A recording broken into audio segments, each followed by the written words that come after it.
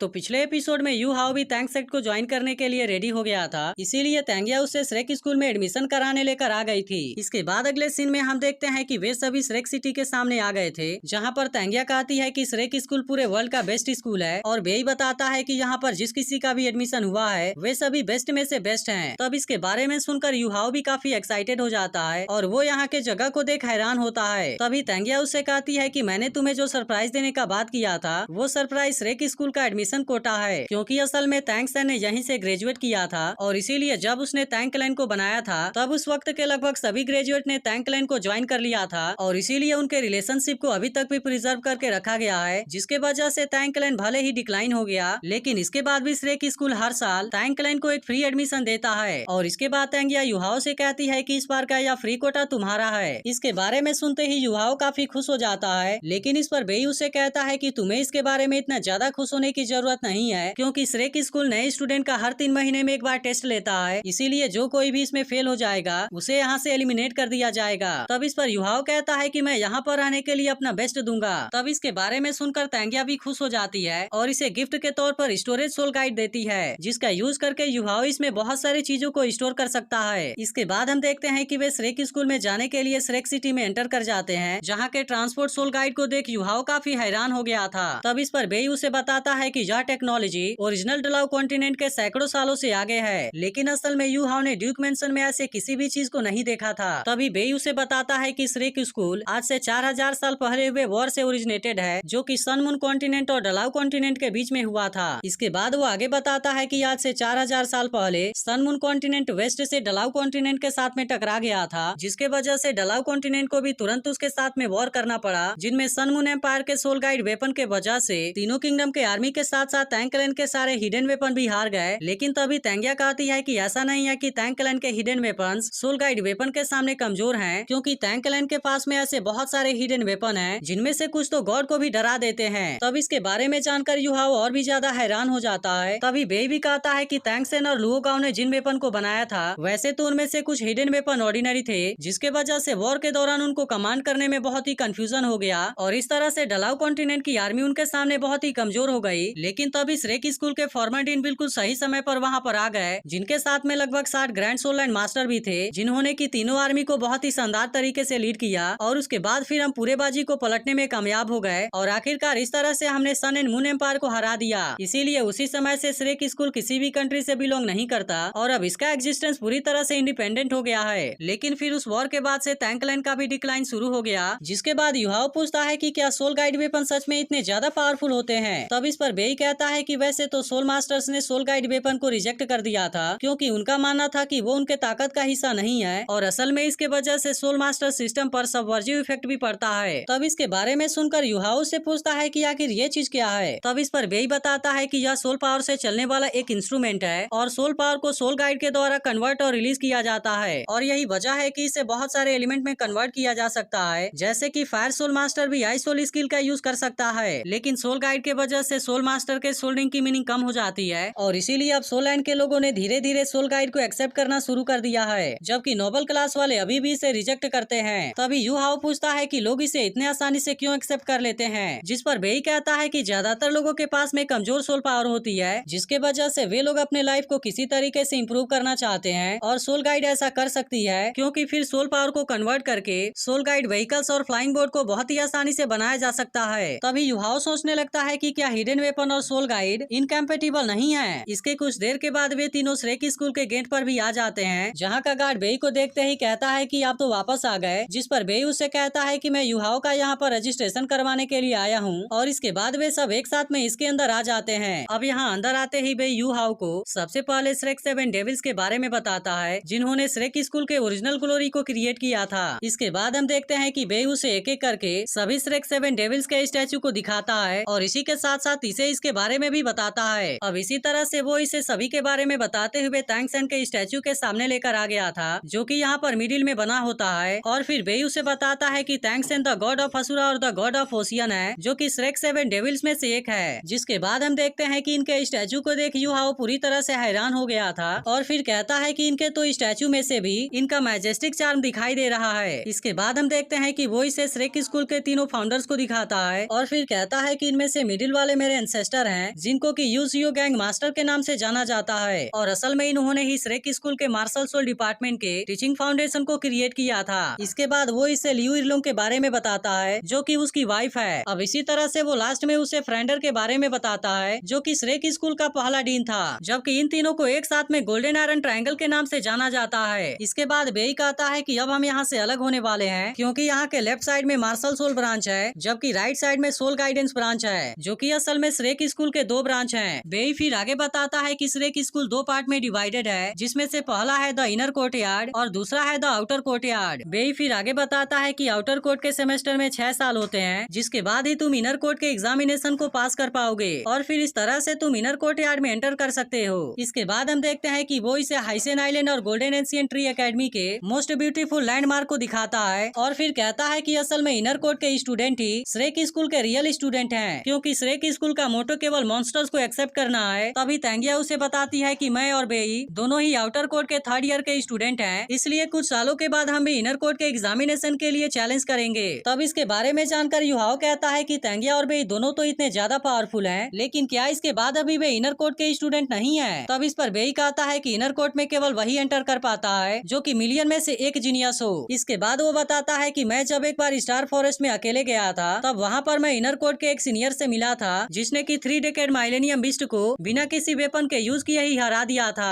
और यहाँ तक कि वो उसे जिंदा पकड़कर यहाँ पर भी लाया था और ऐसा कहा जाता है कि यही उसका असेसमेंट टास्क था। इसके बाद वो इसे सोल गाइडेंस इंस्टीट्यूट को दिखाता है जिसे कि वाइंड, फायर, वाटर, इलेक्ट्रिसिटी और 4 एलिमेंट स्कूल को श्रेक स्कूल में मर्ज करके बनाया गया था। इसके बाद हम देखते हैं कि बेई ने यहाँ से युहाओ का ड्रेस भी ले लिया था और फिर बताता है कि 3 दिन में न्यू स्कूल ईयर शुरू होगा और इसी के साथ बेई ने इसके फर्स्ट ईयर के ट्यूशन फी को भी पे कर दिया था। इसके बाद बेई कहता है कि आउटर कोर्ट में उतने मॉन्स्टर स्टूडेंट नहीं है लेकिन असल में वहाँ पर कुछ मॉन्स्टर टीचर जरूर हैं। इसके बाद हम देखते हैं कि युहाओ अपना रूम खोजने के लिए अपने डॉर्म के पास में आता है और फिर वो उससे बड़े प्यार से पूछता है कि क्या आप मुझे रूम नंबर 201 का रास्ता बता सकते हैं। जिसके बाद वो ओल्ड मैन उसे 2nd फ्लोर के फर्स्ट रूम में जाने के लिए कहता है, जिसके बाद युहाओ इसे थैंक यू कहता है और इसके बाद वो अपने रूम के अंदर आ जाता है जहाँ पर हम देखते हैं कि इसका रूम वाकई में बहुत ही शानदार था। इसके बाद युहाओ यहाँ पर सुवांटियान स्ट्राइक को प्रैक्टिस करने का डिसाइड करता है क्योंकि बेई ने उसे बताया था कि यह one of the best cultivation technique है। तब इसके बारे में देख टियान मेंग भी कहता है कि यह स्किल तो सच में बहुत ही अच्छा है और इसी के साथ साथ यह तुम्हें सूट भी करता है। इसके बाद वो उससे कहता है कि इसके वजह से तुम्हारा हेल्थ भी बहुत ही अच्छा इंप्रूव हो गया है और इसके अलावा जो पर्पल डीमन आई है वो तुम्हारे स्पिरिट आई मार्शल सोल के लिए भी बहुत सुटेबल है। अब इस तरह से वो उससे कहता है कि इन दोनों का कॉम्बिनेशन बहुत ही शानदार है जो कि तुम्हें बेसिक वाला अटैक सोल स्किल भी देता है। तब इस पर युहाओ कहता है कि मैं अपना पूरा मन लगाकर इसे प्रैक्टिस करूंगा। जिस पर टियान मेंग कहता है कि वैसे तो मैं अभी के लिए सोने जा रहा हूँ लेकिन फिर जैसे ही तुम ब्रेक थ्रू करोगे तब तुम्हें अपने लिए 2nd सोल रिंग की जरूरत पड़ेगी और इसीलिए मैं तब तक जाग भी जाऊंगा। तब इसके बारे में सुनकर युहाओ से पूछता है कि क्या अगर मुझे जरूरत पड़ेगी तो मैं तुम्हें खोज सकता हूँ। तब इसके बारे में सुनकर टियान मेंग उससे कहता है कि तुम चिंता मत करो क्योंकि अगर तुम किसी खतरे में होगे तो फिर मैं तुम्हारी मदद करने के लिए जरूर आ जाऊंगा। इसके बाद हम देखते हैं कि टियान मेंग सो जाता है जबकि युहाओ फिर से प्रैक्टिस करने लगता है लेकिन काफी देर से कुछ न खाने की वजह से उसे भूख लग गई थी, इसीलिए वो अपने नए ड्रेस को पहनकर बाहर आ जाता है। लेकिन असल में इसके पास में जितने कॉइन होते हैं उसके मदद से वो ज्यादा अच्छे तरीके का भोजन नहीं खरीद सकता था, इसीलिए वो डिसाइड करता है कि उसका स्कूल जैसे ही शुरू होगा वो स्कूल के तरफ से दिए जाने वाले टास्क को ले लेगा क्योंकि इसके बदले उसे कुछ कॉइन मिल जाएंगे। इसके बाद हम देखते हैं कि वो फिर से जैसे ही अपने रूम के तरफ आता है उसे पता चलता है कि उसका रूममेट आ गया है और फिर वो जैसे ही दरवाजे को खोलने के लिए वहाँ पर आता है वो देखता है कि उसकी रूममेट असल में एक ब्यूटीफुल लड़की है और वो इसे देखता ही रह जाता है। जिसके बाद एपिसोड भी यहीं पर एंड हो जाता है। अब इसका अगला एपिसोड फिर से सैटरडे को आएगा तो अगर आप उसके लिए एक्साइटेड हो तो इस वीडियो को लाइक जरूर कर देना और कमेंट करके बताना कि आज का एक्सप्लेनेशन आपको कैसा लगा।